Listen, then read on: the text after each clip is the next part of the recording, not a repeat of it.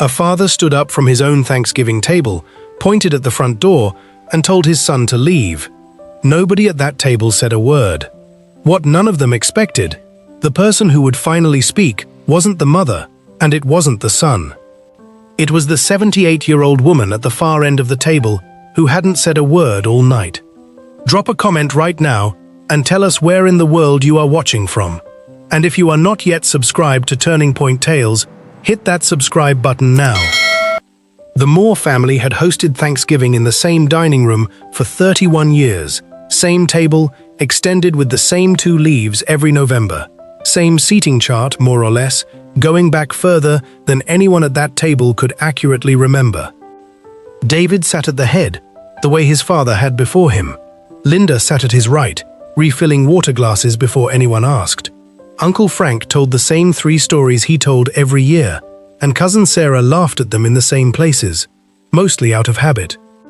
At the far end of the table sat Grandma June, 78 years old, quiet most nights, watching more than she spoke. Nobody thought much of that. She had always been the quiet one. Daniel sat 2 seats down from his father, the way he had every Thanksgiving of his adult life. 26 years old, an accountant, the kind of steady, dependable son who called his mother every Sunday and never missed a family dinner. Tonight, he had also decided, after a long, sleepless week of turning it over in his head, that this was the night he was finally going to tell his family the truth about what was happening in his life. He'd met Emily 8 months ago, and what had started as something casual had become, gradually, and then all at once, the most serious relationship either of them had ever been in. 3 weeks earlier, sitting in a clinic waiting room he still hadn't fully processed, they'd found out she was pregnant. They were not married. They had not planned for this. Not yet. Not at 26 and 24, still finding their footing. But it was real, and it was happening, and Daniel had spent every day since deciding he would rather tell his family the truth than let them find out some other way, later, and wonder why he hadn't trusted them with it sooner. He hadn't planned to do it over the turkey. He'd imagined a quieter moment, after dinner maybe, just his parents in the kitchen. But his father had spent the last 20 minutes needling him about settling down, about a co-worker's daughter he should really call, about grandchildren David wanted before he got too old to enjoy them. Question after question, each one landing closer to the thing Daniel was trying to work up the nerve to say. Something in him finally gave out. "Dad," he said, setting down his fork, "I need to tell you something. I've been trying to find the right moment all night, and I don't think there is one, so I'm just going to say it." The table went quiet in the particular way a room goes quiet when it senses, before it understands, that something is about to change. "Emily's pregnant," Daniel said. "We're having a baby. We weren't planning it, but it's happening, and I wanted you to hear it from me, at this table, not find out some other way."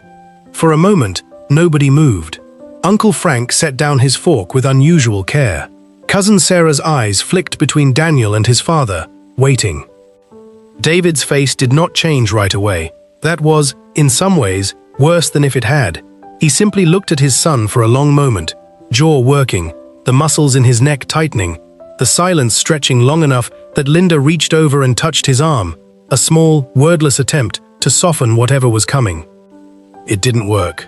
David stood up so fast, his chair scraped hard against the floor. He pointed toward the front hallway, his voice low and controlled, in a way that was somehow more frightening than shouting would have been. "Get out of my house!" "David," Linda started, her voice cracking on the single syllable. "I said get out." He didn't look at her. His eyes stayed locked on Daniel, who hadn't moved, who was sitting very still, with his hands flat on the table, like he was trying to keep them from shaking. "You want to embarrass this family at my table, on my holiday, in front of everyone I raised you to do better than this. You can do it somewhere else." "I'm not trying to embarrass anyone," Daniel said, and his voice, to his own surprise, came out steadier than he felt. "A baby isn't an embarrassment, Dad. It's a person." "You're 26, unmarried, and you're telling me this like it's good news," David said. "I raised you to think ahead, to plan, not to—" He stopped himself, jaw tight. unwilling to finish the sentence in front of the whole table. "Not to what?" Daniel said quietly. "Say it." David didn't. Uncle Frank cleared his throat, the sound loud in the silence. "Maybe we all just take a breath. It's a holiday." Nobody was sure if he meant it as support for David or an attempt to smooth over something he didn't want to look at directly. Either way, it did nothing. Cousin Sarah's hand had found Daniel's under the table, a small, silent gesture of solidarity that he barely registered, his focus locked entirely on his father's face, waiting for something, anything, that wasn't this. She thought, watching it unfold, about how certain David had always seemed of the right way to live a life, and how little room that certainty had ever left for anyone else's version of it. Linda had gone pale, caught between the two men she loved most in the world, unable to find a sentence big enough to hold both of them at once. "David, please, he's our son, and we're going to have a grandchild." "I know exactly what's happening," David said. "That's the problem." That was when Grandma June set down her water glass. She hadn't said a word since the prayer before dinner. Now she pushed her chair back slowly, the legs scraping softer than David's had, and stood, one hand braced against the table, the other steady at her side. Every head at the table turned toward her, including David's, whose expression flickered, just slightly, with something that looked almost like caution. "David Michael Moore," she said, and her voice, though quiet, carried the particular weight of a mother's voice her son had not argued with, successfully, since he was 14 years old. "Sit down." He didn't sit, but he didn't say anything either. "I was 19 when I had you," June said, into the silence.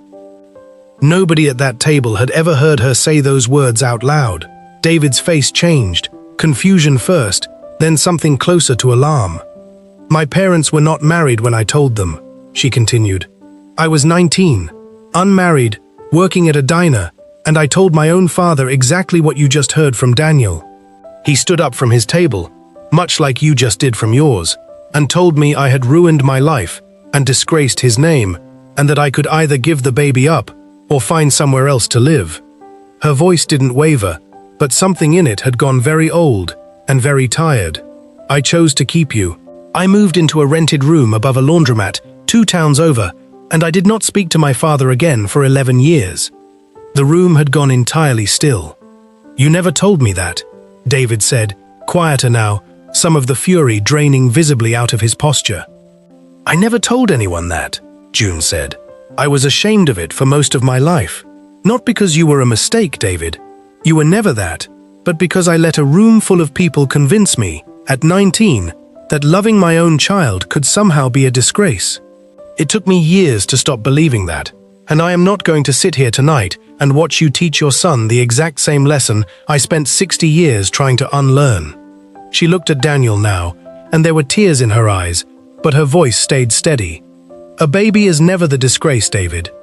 The only disgrace in this room right now is a man standing up from a table his own mother built for him, doing to his son exactly what was once done to her."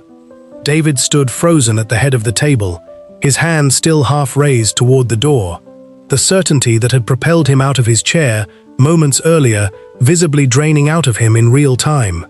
He looked, for the first time all evening, less like a father laying down the law, and more like a man realizing, mid-sentence, that the ground beneath him had shifted without his permission. "Mom, I didn't know," he started. "You didn't ask," June said. "I never gave you the chance to. That's on me as much as anyone. But I'm giving myself the chance now, while there's still time to matter." Linda had begun quietly crying beside him, one hand pressed to her mouth. Cousin Sarah's grip on Daniel's hand had tightened. Even Uncle Frank, who had spent the whole meal trying not to look at any of this too directly, was staring at his mother with an expression none of them had seen on him before. David sank back into his chair slowly, not because he had decided anything yet, but because standing no longer felt like it meant what it had 30 seconds earlier. He looked at Daniel for a long moment, something complicated moving behind his eyes. Not acceptance, not yet, but something that had, at minimum, stopped being certain of itself. "I need," he said, and stopped, started again. "I need some time." I reacted like my grandfather did to my mother, and I didn't even know I was doing it. I don't know what to do with that yet." "That's all right," Daniel said quietly. "I've had 3 weeks to get used to this. I don't expect you to catch up in one dinner." It wasn't forgiveness, it wasn't resolution, but it was, for the first time in David's adult life, an admission that he didn't have the answer immediately at hand. And for a man who had spent 31 years at the head of that table, certain of exactly what belonged there, that admission was its own kind of turning point. Grandma June walked slowly around the table and stood behind Daniel's chair, resting both hands on his shoulders, the way she used to when he was small enough to need steadying. "You didn't embarrass this family," she said, loud enough for the whole table to hear, loud enough that it landed less like comfort and more like correction. "You told the truth at a table that's been avoiding one kind of truth for 60 years. That's not embarrassment. That's the bravest thing anyone said at this table in my lifetime." Daniel reached up and covered one of her hands with his own, and for a moment, neither of them said anything else. They didn't need to. Dinner didn't resume the way it had been before. Nobody picked their fork back up right away. But nobody left either. Not Daniel, not David, not any of them. And for a family that had spent 3 decades performing the same Thanksgiving without ever once saying anything that actually mattered, simply staying in the room, all of them, together, uncertain but present, was its own small, fragile kind of progress. Grandma June sat back down at her end of the table, picked her water glass back up, and for the first time all evening, allowed herself the smallest of smiles, not because everything was fixed, but because after 60 years of carrying that story alone, she had finally set part of it down at that table, and the roof, as it turned out, had not come down around her for it.